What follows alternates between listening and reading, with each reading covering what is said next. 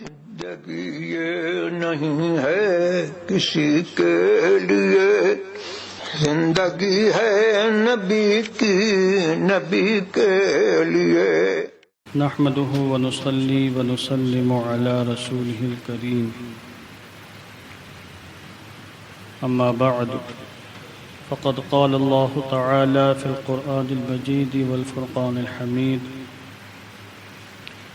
وقرن في بيوتكن ولا تبرجن تبرج الجاهلية الأولى. صدق الله العظيم وصدق رسوله النبي الأمين المكين الكريم، ونحن على ذلك لمن الشاهدين والشاكرين والحمد لله رب العالمين۔ آئیے دل لگا کر اپنی اور ساری کائنات کے مرکز عقیدت، ہم سب کے آقا حضور رحمت عالم جان عالم فخر بنی آدم سید الانبیاء والمرسلین ارواحنا فداہ جناب محمد الرسول اللہ صلی اللہ تعالی علیہ وسلم کی مقدس بارگاہ میں درود و سلام کا ہدیہ محبت پیش کر لیں۔ اللہم صلی علی سیدنا شفیعنا حبیبنا مولانا محمد معدن الجود والکرم منبع العلم والحلم والحکم وآلہ وصحبہ وبارک وسلم صلاة وسلاما علیک یا رسول اللہ صلی اللہ تعالی علیہ وسلم۔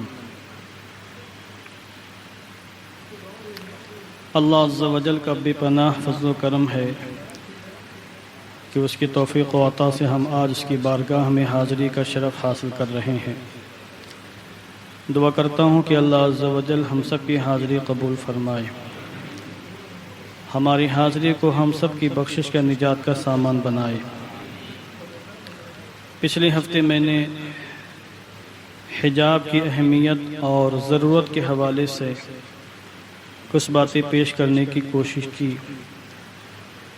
اور سورہ احزاب اور سورہ نور کی میں نے 3 آیات کریمہ پیش کی، جن میں اللہ تبارک و تعالی نے مسلم خواتین کو باحجاب با پردہ رہنے کا حکم دیا۔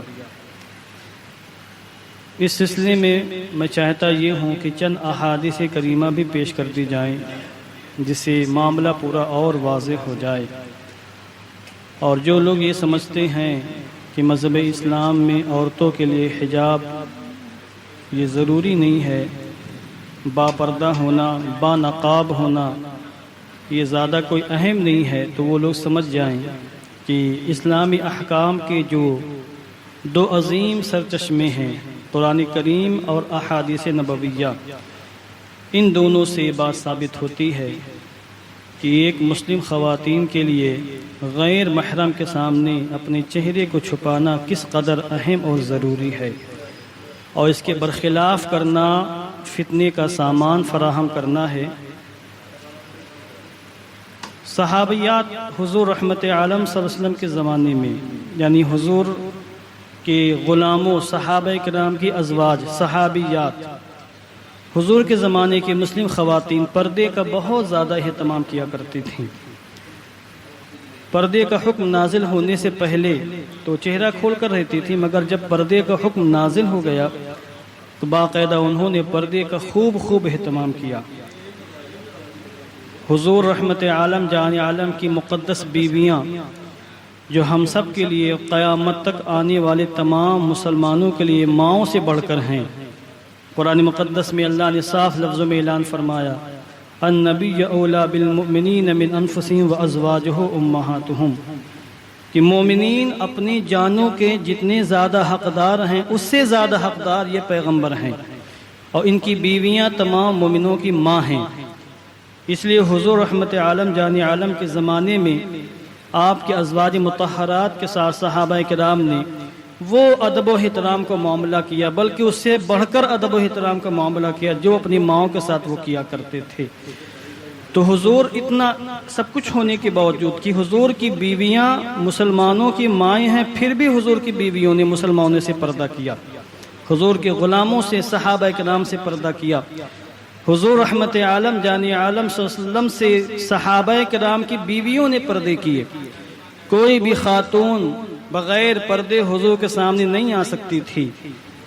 مصافحہ کرنا، چھونا تو بہت دور کی بات ہے، کوئی بھی ایک ایسا واقعہ حجاب کا حکم نازل ہو جانے کے بعد نہیں دکھایا جا سکتا جس میں کوئی خاتون بے پردہ بے نقاب حضور کے سامنے آئی ہو. اس کی مثالیں نہیں ملتی کیونکہ ایسا کچھ ہوا ہی نہیں. صحابیات رضوان اللہ تعالی علیہن اجمعین نے پردے کا خوب اہتمام کیا ہے. اس سلسلے میں چند روایتیں پیش کرتا ہوں، آپ دیکھیں. سنن ابو داؤد شریف یہ حدیث پاک کی بڑی معروف کتاب ہمارے یہاں کورس میں داخل ہے. صحاح ستہ، الحمدللہ صحاح ستہ حدیث کی جو 6 بڑی معروف و مشہور کتابیں ہیں، ان 6 کتابوں کو پڑھنے کے بعد ہی کسی کو فضیلت کی سند دی جاتی ہے. تو سنن ابو داؤد شریف کے اندر روایت موجود ہے، اور روایت کرنے والی ہم سب کی ماں حضرت سیدتنا عائشہ صدیقہ رضی اللہ تعالیٰ عنہا ہیں. وہ فرماتی ہیں: او مات امرات من وراء ستر بیدہا کتاب الى رسول اللہ صلی اللہ علیہ وسلم فقبض رسول اللہ صلی اللہ علیہ وسلم یدہ وقال لا ادری اید رجل ام ید امرأة فقالت بل ید امرأة فقال النبی صلی اللہ علیہ وسلم لو كانت امرأة لو كنت امرأة لغیرت اظفارک بالحناء. اب دیکھیں، حضرت عائشہ صدیقہ فرماتی ہیں کہ ایک خاتون حضور کے پاس آئیں، ان کو کچھ بات حضور سے پیش کرنی تھی، تو ایک کاغذ پر اپنی بات لکھی اور پردے کے پیچھے سے ہاتھ بڑھا کر حضور کو پیش کیا. من وراء ستر، پردے کے پیچھے سے ہاتھ بڑھا کر حضور کو پیش کیا، یعنی سامنے نہیں آئی. اس قدر پردے کا اہتمام کہ جو پیغمبر روحانی باپ کی حیثیت رکھتا ہے، مربی اعظم کی حیثیت رکھتا ہے، اس کے سامنے نہیں آئی.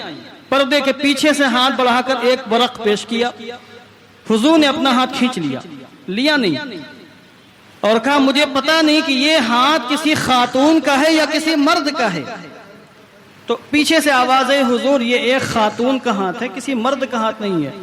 تو آپ نے فرمایا اگر تمہارا ہاتھ کسی خاتون کا ہاتھ ہوتا تو تم مہندی کے ذریعے سے اپنے ہاتھوں کی ناخنوں پر مہندی لگا کر اپنے ناخنوں کا رنگ تبدیل کر دیتی. یعنی حضور نے اشارہ دیا کہ تم خاتون ہو تو تمہارے ہاتھوں میں اور مردوں کے ہاتھوں میں فرق ہونا چاہیے.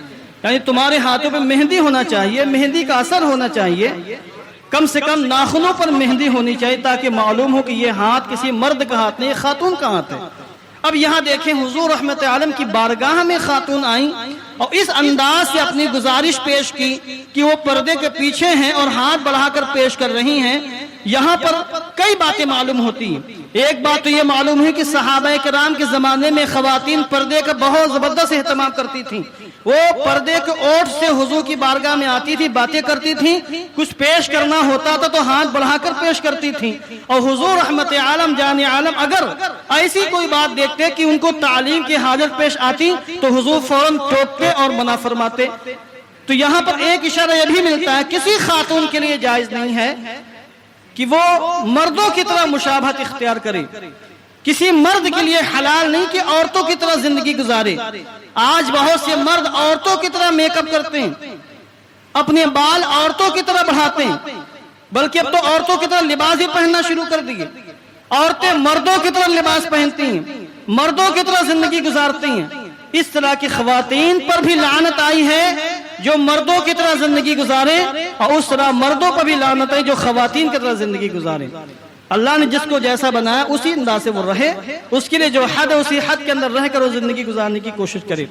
یہاں دکھانا یہ ہے کہ صحابیات کس طریقے سے پردے کا اہتمام کیا کرتی تھے. آج کچھ لوگ جو باپ کی جانشی بن گئے ہیں، نااہل اولاد، باپ پیر تو ہم بھی پیر بن گئے، اور پھر وہ جو ان کی مریدائیں ہوتی ہیں بے پردہ ان کے سامنے آتی ہیں، بیٹھتی ہیں، باتیں کرتی ہیں، بلکہ بس اوقات مصافحہ بھی کر لیتی ہیں، ہاتھ بھی چوم لیتی ہیں اپنے پیر کا. تو یہ ساری چیزیں جائز نہیں ہیں، ان کی اجازت نہیں ہے. حضور سے بڑا پیر کون ہو سکتا ہے؟ کائنات میں سب سے بڑی پیر تو حضور محمد مصطفیٰ صلی اللہ علیہ وسلم ہیں. ان کی شان یہ کہ ان کے مریدان کے سامنے نہیں آتی تھی، پردے پیچھے سے گفتگو ہوتی تھی. تو من و شما کی کیا مثال. لہذا ایسے لوگوں کو اپنی اصلاح کرنی چاہیے. حضرت عائشہ صدیقہ رضی اللہ تعالیٰ عنہ کی روایت ایک ہے، بہت معروف روایت ہے جو میں مسلم شریف کے حوالے سے پیش کر رہا ہوں. غزوہ بنی مصطلق ایک غزوہ ہے. حضور اس غزوے سے واپس تشریف لا رہے تھے صحابہ کرام کے ساتھ، خود حضرت عائشہ صدیقہ بھی موجود تھی. اور حضور رحمت عالم جان عالم جب کہیں غزوات پر نکلتے تھے، کسی مہم پر، کسی جہاد میں نکلتے تھے، تو کسی نہ کسی زوجہ محترمہ کو لے لیتے تھے. اس غزوے میں حضرت عائشہ صدیقہ تھی. اب آپ سنیں، پردے کے ساتھ وہ غزوے میں آئیں. اس کا طریقہ کار یہ تھا کہ حضرت عائشہ صدیقہ کی جو اونٹنی تھی اس پر ہودج بنایا گیا تھا، کجاوا. آپ اس کو ایک چھوٹا سا روم کہہ سکتے ہیں. اس زمانے میں سفر کرنے کا ایک انداز تھا کہ اونٹنی کے اوپر ہودج بنایا جاتا تھا. حضرت عائشہ صدیقہ اس کے اندر رہتی تھی. اور حضور نے کچھ غلاموں کو مقرر کیا تھا کہ جب کسی مقام پر قافلہ ٹھہرتا تو وہ غلام ہودج کو اٹھا کر نیچے رکھ دیتے، دور چلے جاتے. اس کے بعد عائشہ صدیقہ باہر آتی اور حضور کی بارگاہ میں چلی جاتی، یا جو بھی ان کی حاجت ہوتی پوری کرتی. اور جب قافلہ روانہ ہوتا تو حضرت عائشہ صدیقہ نقاب ڈال کر پردے کے ساتھ اس ہودج کے اندر بیٹھ جاتی اور وہ غلام اس کو اٹھا کر اونٹنی پر رکھ دیتے. ان غلاموں کا فقط اتنا کام تھا. تو اب اس غزوہ بنی مصطلق سے جب حضور واپس آ رہے تھے تو حضرت رات کا وقت تھا، رات میں قافلہ ٹھہرا. حضرت عائشہ صدیقہ کو حاجت پیش آئی، آپ باہر نکل کر چلی گئی دور قضاء حاجت کے لیے. غلاموں کے بات معلوم نہ ہو سکی، وہ یہ سمجھے کہ حضرت عائشہ اندر موجود ہیں اور قافلہ روانہ ہونے لگا. تو ان غلاموں نے ہودج کو اٹھایا اور اونٹنی پر رکھ دیا. وہ یہ سمجھے کہ اندر ہم سب کی ماں موجود ہیں ام المومنین. اندر چونکہ آپ کا وزن بہت کم تھا تو ان کو محسوس نہیں ہوا کہ اندر کوئی ہے یا کوئی نہیں ہے. وزن میں فرق نہیں محسوس ہوا ان غلاموں کو. تو ان 4 غلاموں نے اٹھا کر ہودج کو اوپر رکھ دیا. قافلہ روانہ ہو گیا. مسلمان یہ سمجھے کہ ام المومنین اندر موجود ہے، چونکہ وہاں جھانک کر دیکھنے کا کوئی تصور ہی نہیں تھا. اب قافلہ روانہ ہو گیا. حضرت عائشہ صدیقہ آئے تو دیکھا کہ پورا قافلہ جا چکا ہے. اب آپ اندھیری تاریک رات تنہے تنہا وہاں موجود ہیں. آپ نے سوچا کہ اگر ہم یہاں سے سفر کرتے ہیں تو پھر ممکن ہے کہ قافلہ ہم سے دور نکل جائے، ہم وہاں نہ پہنچ سکے. اور یقیناً جب حضور دیکھیں گے کہ میں ہودج کے اندر نہیں ہوں تو وہ تلاش کرنے کے لیے خود تشریف لائیں گے یا کسی کو بھیجیں گے. اس لیے حضرت عائشہ صدیقہ وہیں بیٹھ گئی اسی مقام پر، اور آپ کو نیند آئی، چادر اوڑھ کر آپ وہیں سو گئی. حضرت صفوان بن ایک صحابی حضرت صفوان، تو ان کا کام یہ تھا کہ وہ قافلے کے پیچھے رہتے تھے. اگر کسی کا سامان چھوٹ جاتا تو سامان اٹھا کر لے آتے تھے. جب صبح ہو گئی تو حضرت صفوان نوجوان صحابی وہاں پہنچے. دیکھا کہ چادر اوڑھ کر کوئی لیٹا ہوا ہے. آپ قریب تشریف لائے تو چونکہ پردے کا حکم نازل ہونے سے پہلے وہ ایک مرتبہ حضرت عائشہ صدیقہ کو دیکھ چکے تھے تو پہچانتے تھے. پردے کا حکم نازل ہو جانے کے بعد نہیں دیکھا تھا. تو جب انہوں نے دیکھا کہ یہ تو ام المومنین حضور کی زوجہ محترمہ ہیں تو انہوں نے انا للہ و انا الیہ راجعون بلند آواز سے کہا. حضرت عائشہ صدیقہ بیدار ہو گئیں اور بیٹھ گئیں. اور اس کے بعد حدیث پاک الفاظ موجود ہیں، فخمرت وجہی بجلبابی. حضرت عائشہ فرماتی ہیں جب میں نے دیکھا صفوان ہے تو میں نے اپنی چادر سے اپنا چہرہ چھپا لیا. فخمرت وجہی بجلبابی، آپ غور فرمائیں، اپنی چادر سے چہرہ چھپا لیا. حدیث پاک کے اس ٹکڑے کو دماغ میں رکھیے گا. اب دیکھیں سورہ احزاب میں اللہ نے فرمایا یا ایھا النبی قل لازواجک و بناتک و نساء المؤمنین یدنین علیہن من جلابیبہن. اے پیغمبر، آپ اپنی بیویوں کو، اپنی بیٹیوں کو اور مسلمانوں کی بیویوں کو یہ حکم دے دیں، اپنی بیویوں کو بھی، اپنی بیٹیوں کو بھی اور مسلمانوں کی بیویوں کو بھی حکم دے دیں کہ اپنی چادر کا کچھ حصہ اپنے چہرے پر ڈالے رکھیں. اس کا ترجمہ بعض لوگ یہ بھی کرتے ہیں کہ چادر کا کچھ حصہ اپنے اوپر اوڑھے رکھیں. وہ تو پہلی سے چادر اوڑھتی تھی. اس لیے ترجمہ میں کر رہا ہوں، چادر کا کچھ حصہ اپنے چہرے پر ڈالے رکھیں. اور حضرت عائشہ صدیقہ رضی اللہ تعالیٰ عنہ نے فرمایا فخمرت وجہی بجلبابی، میں نے اس وقت اپنی چادر کا ایک ٹکڑا اپنے چہرے پر ڈال لیا، نقاب لگا کر حضرت صفوان سے پردہ کر لیا. ماں ہونے کے باوجود پردہ کر رہی ہیں. اس سے معلوم ہوا کہ حضور رحمت عالم جان عالم پردے کی بیویاں پردے کا خوب اہتمام کیا کرتی تھیں. حتیٰ کہ وہ حضرات جن کے دل مکمل پاک تھے، پاک سے، اور جن کا دل حضور نے پاک فرمایا تھا، جو اعلیٰ درجے کے متقی پرہیزگار تھے، وہاں بے شرمی کا کوئی تصور نہیں تھا، بے غیرتی کا کوئی تصور نہیں تھا. اور ان صحابہ کرام سے کوئی بڑا عمل صادر ہو جائے اس کا بھی تصور نہیں تھا. اس کے باوجود حضور کی بیویاں ان نفوس قدسیہ سے پردہ فرمایا کرتی تھی. آج تو بے غیرتی کا دور ہے. آج تو اکثر لوگ بے غیرت بے حیا ہوتے چلے جا رہے ہیں. آج موبائل کا سوشل میڈیا کا زمانہ ہے. کسی کے پاس موبائل ہے تو گویا کی پوری دنیا اس کی جیب میں ہے، سب کچھ اس کے پاس ہے.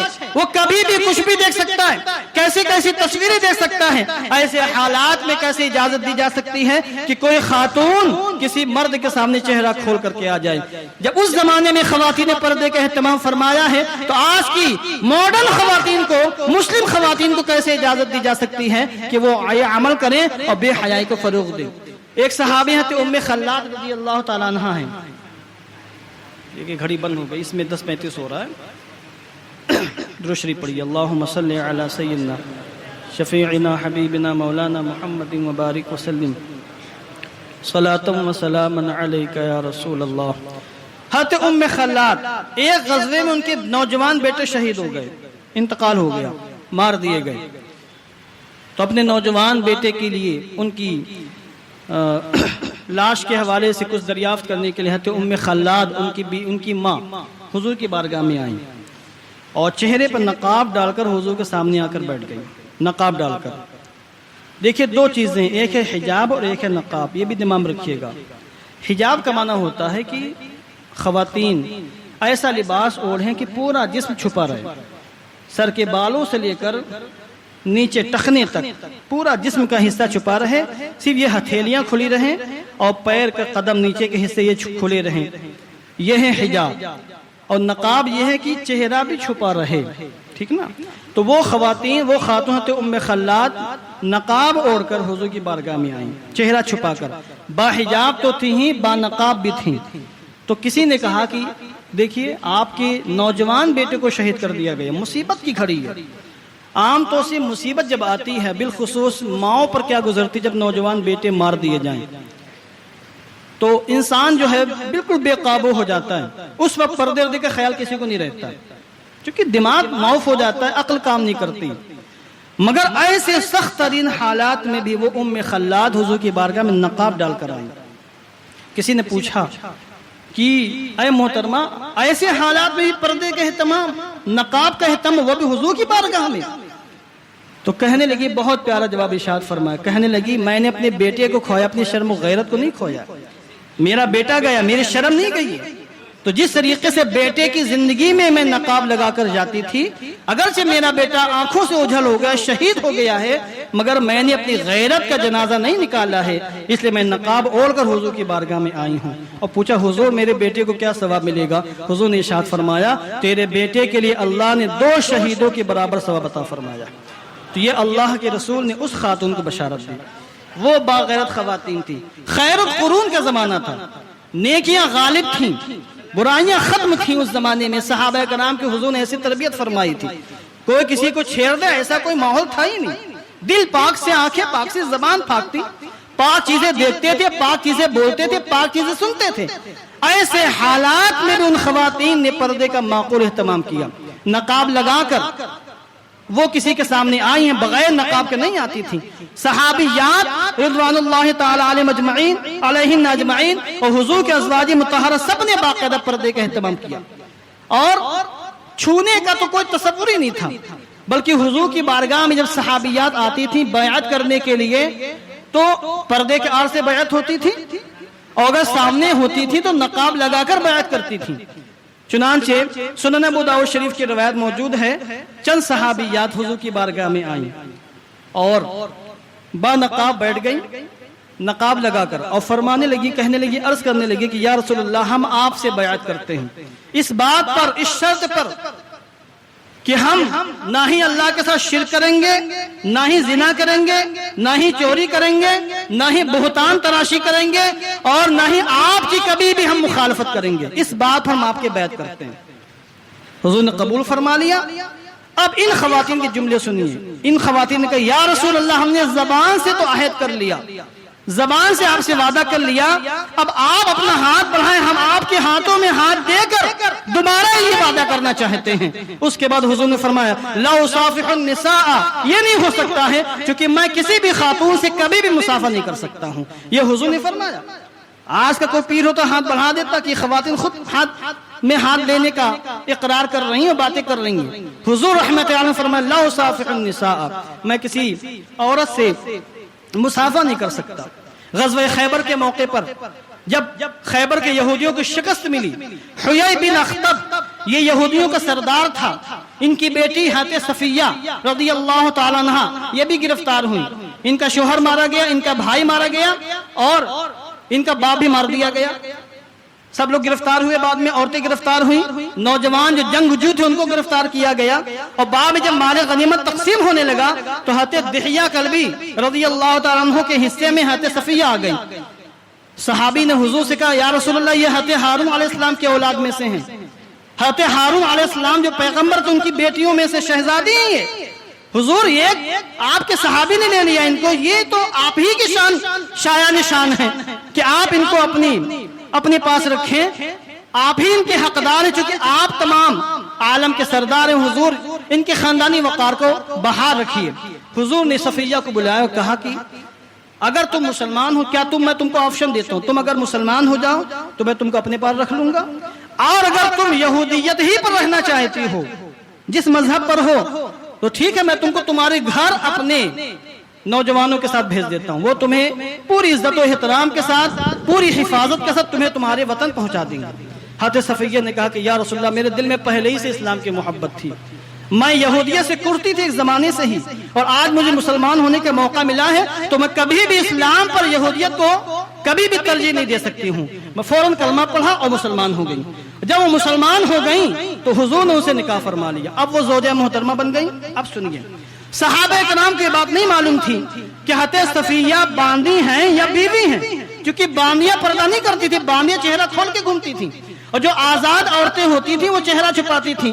تو صحابہ کرام نے آپس میں گفتگو کی کہ ابھی جب ہم یہاں سے سفر کریں، چونکہ حضور سے پوچھنے کی ہمت کسی میں نہیں تھی، تو یہ ہوا کہ اگر حضور ان کو پردہ کرائیں گے تو ہم سمجھ جائیں گے کہ یہ بیوی ہیں، اور اگر حضور پردے میں نہیں رکھیں گے تو ہم سمجھ جائیں گے کہ یہ باندی ہیں، بیوی نہیں ہیں۔ اور جب وہاں سے قافلہ روانہ ہوا تو حضور نے ان کو پردے میں رہنے کا حکم دیا اور کہا خبردار کسی بھی مسلمان کے سامنے، کسی بھی غیر محرم کے سامنے چہرہ کھول کر آنے کی ہمت مت کرنا۔ چادر دیا اور کہا چادر سے اپنا چہرہ چھپا لو۔ حضرت صفیہ نے چادر سے چہرہ چھپایا، تب جا کے مسلمانوں کو معلوم ہوا کہ حضور نے ان سے نکاح فرما لیا ہے، یہ حضور کی باندی نہیں بلکہ حضور کی بیوی ہے، ام المومنین ہیں۔ تو یہ تھا اس زمانے کا ماحول کہ صحابیات نے حضور کی ازواج نے کس طریقے سے پردے کا اہتمام کیا، اور آج طرح طرح کی بکواسیں کی جاتی ہیں، اور یہ کہا جاتا ہے کہ مذہب اسلام کا لازمی حصہ نہیں پردہ کرنا، تو پھر کیا لازمی حصہ ہم کو بتایا جائے؟ لازمی حصہ تو وہی ہوگا جس کا کرنا ضروری ہو، جس کو چھوڑنا حرام و ناجائز ہو۔ اور جب کوئی خاتون غیر محرم مرد کے سامنے چہرہ کھول کر نہیں آ سکتی ہے، اس کا آنا حرام و ناجائز ہے، اور چہرہ چھپا کر کسی غیر محرم کے سامنے آنا لازم و ضروری ہے، تو گویا کہ نقاب لگانا لازم ہوا اور کسی غیر محرم مرد کے سامنے چہرہ کھولنا حرام و ناجائز ہوا۔ اور مذہب اسلام میں جس چیز پر عمل کرنا لازم ہو اور جس کو چھوڑنا حرام و ناجائز ہو وہ دین کا لازمی حصہ ہوتا ہے، لہذا یہ دین کا لازمی حصہ ہے، اس کی اجازت نہیں دی جا سکتی۔ اللہ عز و جل ہم سب کو دینی احکام پر عمل کرنے کی توفیق عطا فرمائے۔ وآخر دعوانا ان الحمد للہ رب العالمین۔